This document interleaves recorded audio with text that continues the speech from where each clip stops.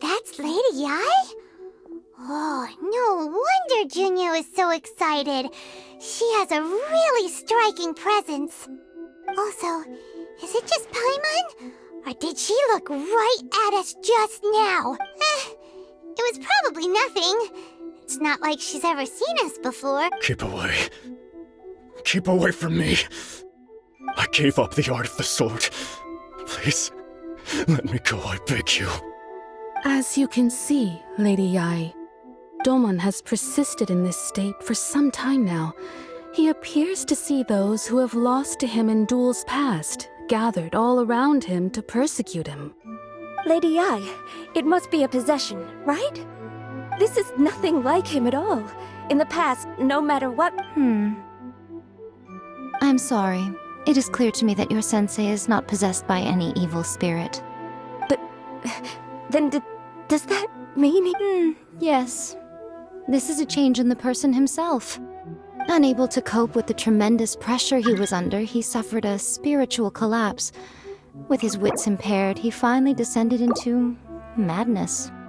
As one who is thrown into the sea, though he fights back desperately against his predicament, it does nothing to prevent his descent into the depths. As for what has triggered this change, I believe it must be the loss of his vision. For to be stripped of one's vision is to be Stripped of his ambition? But Lady Yai, even without his ambition, why should he suffer such a dramatic change? How does that explain his descent into madness? Your school practices Meikyo Shisui art, does it not? Stillness of mind, freedom from all agitation. What a fine notion that would be if any in this world could ever hope to achieve it. There was once one who claimed to be indifferent to rank and reward, and who fled enraged when defeated by his junior. And then there was an aged swordmaster who was aggrieved enough that he crossed blades with a disciple he himself had taught. Then, what of the one who crossed blades with his own sensei and beloved fellow disciple, and defeated them both? Can one truly remain unagitated, of still mind in moments such as these? Lady Yai, I'm not sure I understand. The path of the swordmaster is filled with twists and turns. It is no small undertaking to pursue the position of greatest swordmaster in the world. It requires one to take their sword firmly in both hands and cut down the hopes and dreams of others. Only a deep commitment to his ambition to become the best made it possible for him to rise above the pain of these encounters, to focus on the way ahead. When that ambition disappeared, he began to doubt himself. As he battled his growing anxiety, he slowly descended into the state you see him in now. Much like a certain fatally flawed friend of mine. Poor Sensei. To think he's been suffering so greatly. I'm sorry. It's all my fault. Father, Sensei, Ansai. That's enough. Huh? Isn't that Ansai? Where did he come from? Did he follow us the whole way here? Ansai, why are there two of you? Is that you or a ghost? You're here for revenge, aren't you? I knew it would come. I never should have. You're right to assume that my feelings towards you are far from kindly. But I didn't come here to settle a score. It's been so long now that I made peace with it years ago. You did nothing wrong that day. I couldn't face the humiliation. That's why I ran. I don't think most of the people you beat along the way would hold it against you. On the contrary, when you cut our ambitions short, we entrusted them to you, in the hopes that they might carry you further. Now I know that we can't place our hopes in you any longer, since you've been stripped of your ambitions too. But that is no reason to strip them of theirs. Follow the way of the sword all the way to the highest peak. You taught them that, didn't you? But what if one day, the same thing happens to them? I put everything I had into trying to become the best. But what if it was all a huge mistake right from the start? If there's a chance they'll end up like me one day, I'd rather they stay where they are now than go any further down this path. Have you asked them what they think? Sensei, after you rescued me from the hands of the pirates, I told myself I would follow in your footsteps for the rest of my days. I can't know whether I will suffer in my future as you do now. All I know is that here and now, in the present, I wish to continue. I want to keep going until the day that I can stand before everyone with my head held high and announce that I, like my sensei Domon before me, am a... Nanako's far from the only one. Actually, all of us think that way. Goodness. Well, You see? You can place the ambition you once had in their hands. Being stripped of your ambition is something that's never happened to me, so I can't claim to understand it. But I do know what it feels like to have your ambitions crushed. That's what happened on the day that you So, just as I once placed my ambitions onto you, it is time for you to release yours into their custody. You are not in the same position that I was. When I left, I had nothing to my name. But you have a great number of worthy disciples. I understand. I'm sorry to have made you worry for me, and for the state of Miko Shisui art. I no longer have the resolve to become the best in the world. The emptiness and suffering inside of me will not abate, so I cannot hope to still my mind and be free of agitation. But as your sensei, I shall commit to imparting unto you everything I have learned in my life so far. This is my promise. And I humbly ask Anzai, my senior, to hold me to my word. You can count on that. I'd be checking in on you occasionally anyway, just to make sure you hadn't lost your mind again. But I am now used to the life of a wanderer. I do not belong in the dojo anymore, so I will simply stop by once in a while to make sure you aren't cutting any corners with them. Well, don't just stand there staring at me. Say thank you to Lady Yai and then get yourself back home.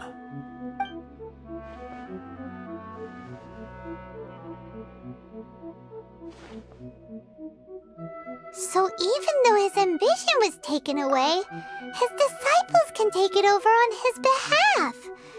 Guess that sort of solves this one, huh? Traveler, a moment, please. Lady Yai has some words for you. So, my intuition was correct. The wind that blows from afar carries fresh life to these shores. For us to meet now is premature. Nevertheless, you set foot on these islands at precisely the right moment.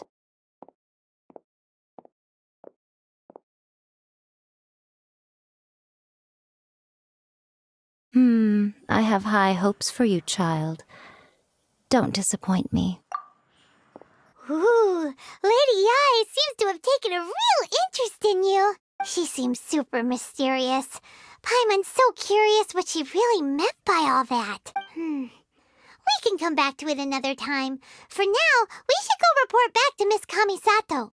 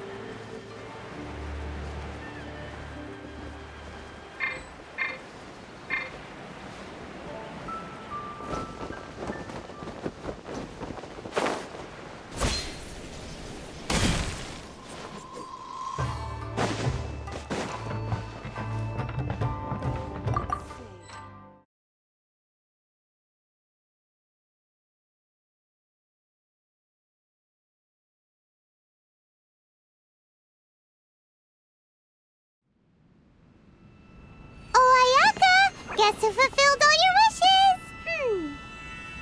Huh? Ayaka! Huh?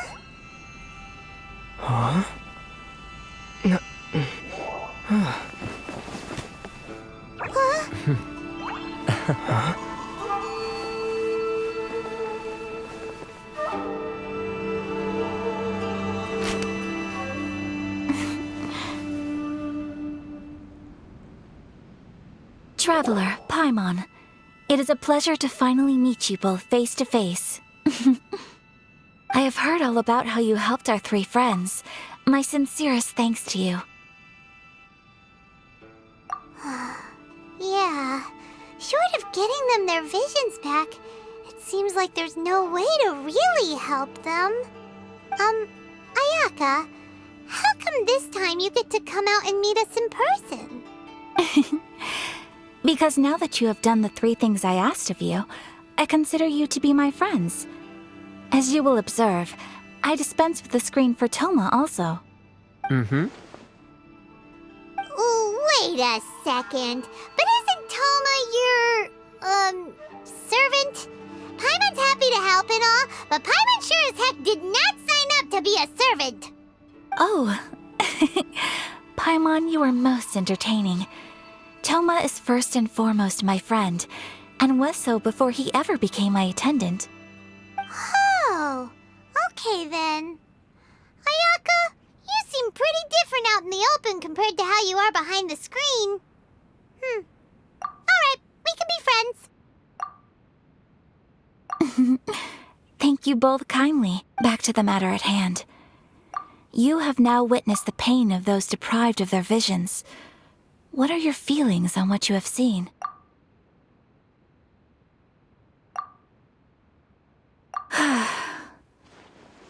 Perhaps in the eyes of a deity such as the almighty Shogun, the lives of those who inhabit the world are inconsequential. Thunders roar, lightnings flash, the winds assault, and the rains descent. All these things take place with no regard for the feelings of the common people. But I believe that surely you understand what they must endure. It seems that perhaps now you can appreciate my feelings on all of this. In which case, perhaps you would be willing to reconsider your stance? You will? Really? Naturally. All right, bravo, my lady. You were right all along. See? I told you he wouldn't reject them. I'd place my trust in the right person after all. Now then, given that the remainder of our discussion pertains to matters of a more confidential nature, perhaps we could move to the Komori Tea House? We ought not to involve other members of the Yashiro Commission.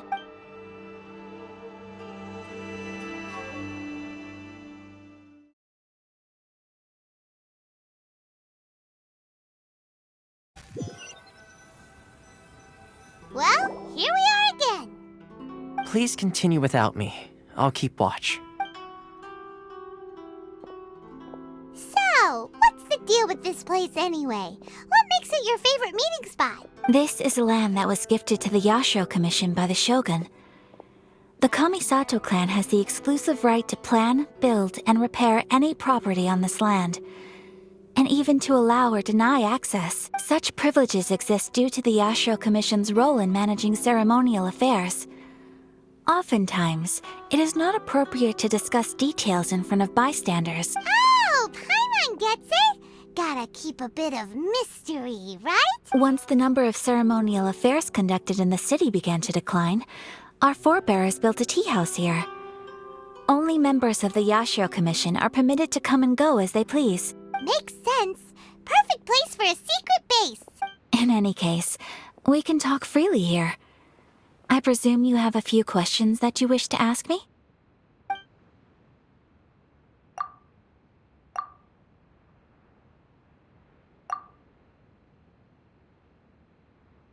Of course. We have tried on numerous occasions. Unfortunately, each time a proposal to repeal the decree arrives at Tenshukaku, it is promptly vetoed by both the Tenryou Commission and the Kanjo Commission, and subsequently scrapped. They invariably adopt a stance of unconditional support for the Shogun's decisions.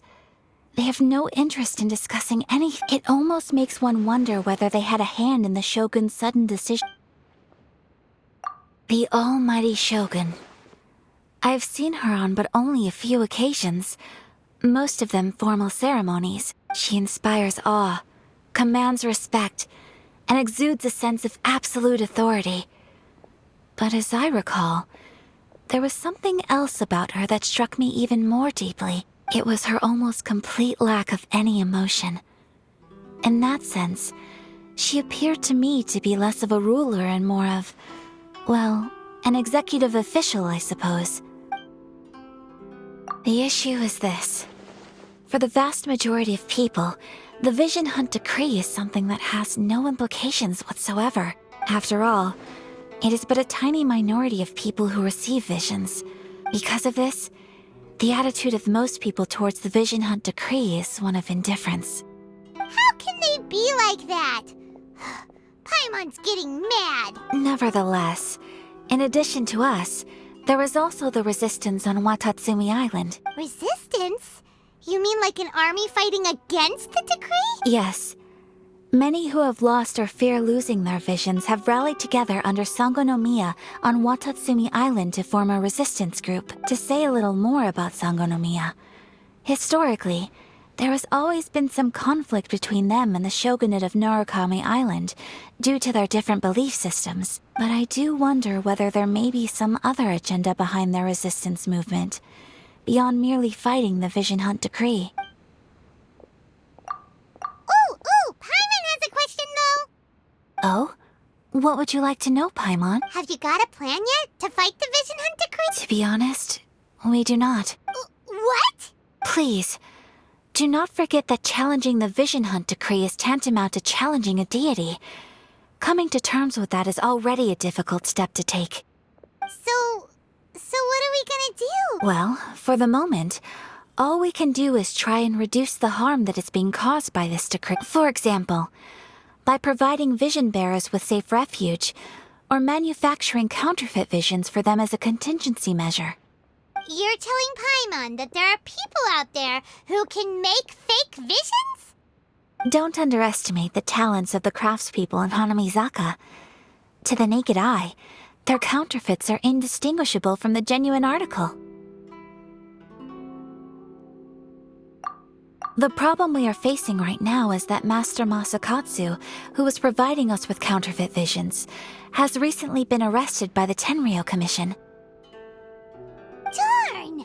So they found out about it? Ugh. Yes. We knew it was not a long-term solution, and that it was only a matter of time before it would be exposed. But we cannot simply abandon Master Masakatsu. Exactly. I feel the same way.